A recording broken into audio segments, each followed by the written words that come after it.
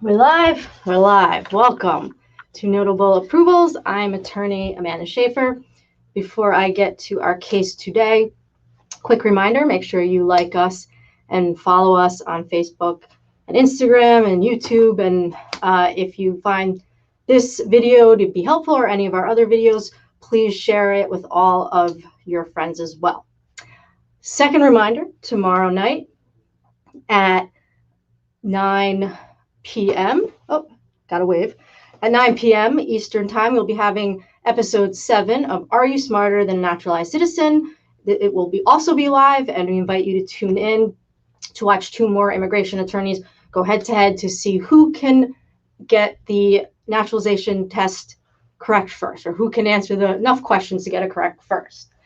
And if you go to our Facebook page, you can find the event, and you set your reminder so you don't miss out.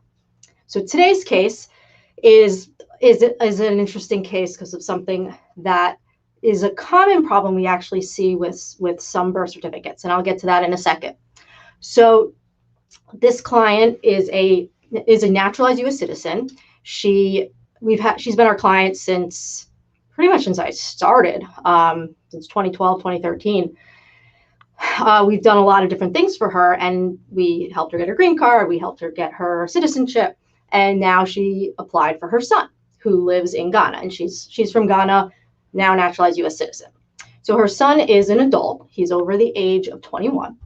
When we first filed for him, she was still a permanent resident. So he was in a different category. And I don't remember what the wait times were back then, but sometimes the wait times are shorter for certain children of U.S. citizens or certain preference categories than others. It changes. This is the visa bulletin I'm talking about. So there was a little bit of a wait for that, but once she became a U.S. citizen, which was last year, he automatically got bumped up to the category of a U.S. citizen. And I believe, I'm not sure, I think that category was, well, now it's current, obviously, or it wouldn't have been approved. So what happened was we filed the I-130. She's his biological mother. And, those are usually generally easy to get approved. You put in the mom's, proof of citizenship, mom's birth certificate. I'm not mom's birth certificate, I'm sorry. The child's birth certificate showing mom is on there. And that's usually all we need to prove the relationship. However, in this case, the birth certificate, for some reason, was never registered for her son until 27 years after he was born. And, this is something we've seen, especially in certain countries that don't have great record keeping. It's gotten better over the years, but there's still plenty of countries out there that these records are handwritten, and then they're not automatic at birth. So we submitted the birth certificate, and we're waiting, and we get a request for evidence. And basically, this is a very rare request for evidence to get. We get it when it's a father filing for a U.S. citizen. I'm sorry, a father filing for a child, not a mother filing for a child. But basically, wanted proof that this was really her son, because they said we're not okay with this late registered birth certificate. So the first thing we asked her was like, is there another birth certificate? Is there, sometimes what happens is people lose their birth certificate, go to get another one, and it should have just said like issued instead of registered. So we didn't know if there was a mistake or what the deal was. But that wasn't the case. That's just when the birth certificate was registered. So in order to respond to the request for evidence and get it approved, we had to give alternative evidence of the parent-child relationship. So what did we give? We gave a bunch of different things. We gave various photographs of her son at very young ages, so 6 months, at 2 years old.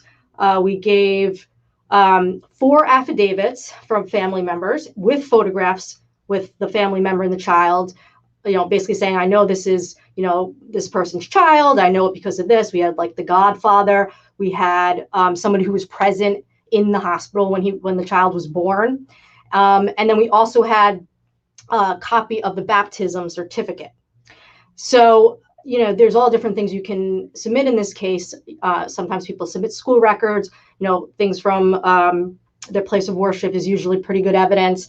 Affidavits aren't always the best evidence, but it depends on the affidavit. So if you're right, I was at this hospital on this date at this time when this child was born, that's pretty good evidence. So we submitted all of that, and less than a month later, after they received the RFE response, it was approved, which is a relatively short time. And we were a little worried because, when you're submitting this like alternative evidence or secondary evidence, you never know how USCIS is going to act. But that's why we didn't skimp and just give them one of these things. We gave them all of it to show, hey, there's no doubt this is her child. So our client is really excited because she's been traveling back and forth to see her son and everything, but she hasn't really spent long periods of time with him in a long time. So what happens next is the approval notice has to get transferred from USCIS to the National Visa Center. That will hopefully only take a couple of weeks. Once the National Visa Center gets it, they will contact us and our client and tell us you're ready to start the next step, which includes the affidavit of support, the immigrant visa application, submitting civil documents, paying fees. Once all of that is taken care of, then it gets transferred to the embassy. I believe it's in Accra for Ghana. It gets transferred over there, and that's when the visa interview gets scheduled. So depending on how long it takes for them to gather all the documents and fill out the application, we're hoping in a few months that her son can have the visa interview and I see no reason he can't be here before the end of the year. Although I don't know if the embassy is at full blast again yet. That would be the only issue because of COVID problems. But otherwise, in a non-COVID world, there would absolutely be no reason he wouldn't be here before the end of the year. So we will update you when that happens, when he gets here. That'll be an exciting thing for our client who's really just waited a long time for this. So one interesting thing about this case, the reason I'm talking about it, obviously, is the birth certificate issue. As I mentioned, you normally do not have this problem with a biological mother. You have it with a biological father. We've sent proof of payment, like wire transfers to the child to show financial support before, school records, plane records to show they flew back and forth to see them, pictures as well. So it was an interesting thing to see as a mother, but what do you do if you don't have the birth certificate for your child or one that is deemed acceptable by our government? So fortunately, we didn't have a problem because the next thing would have been, and we've actually had to do this before, I think we have had to do this with a mother too, a DNA test. That would have been, if they didn't accept this proof, that would have been the only way. It's possible they would have denied it first, and we would have had to refile. So let me mute that. Let Aaron get that phone. So yes, that is all today for notable approvals. Don't forget to like us and follow us on Facebook and Instagram, YouTube, and share this video if you found it helpful or you know anyone who will. And of course, our contact information has been scrolling across the bottom of the screen. We're here for hire should you need us. And don't forget to tune in tomorrow night, 9 p.m. Eastern Time. You're going to see episode 7 of Are You Smarter Than a Naturalized Citizen Live? Hello, Crean. Thank you for tuning in. We have attorneys Lauren and Andrea going head-to-head to see who can pass the naturalization test first. It's been a real exciting game show, and so far in our first 6 episodes. So I especially invite you to tune in if you're currently studying for your naturalization test or you're curious at all what's on there. These are the exact questions that you will see on your test. So make sure that you set your reminders and tune in. And tomorrow's going to be a busy day, so I'm going to try to be back tomorrow with another notable approval. But no matter what, 9 p.m., make sure you set your reminder, and we will see you then. Have a great night.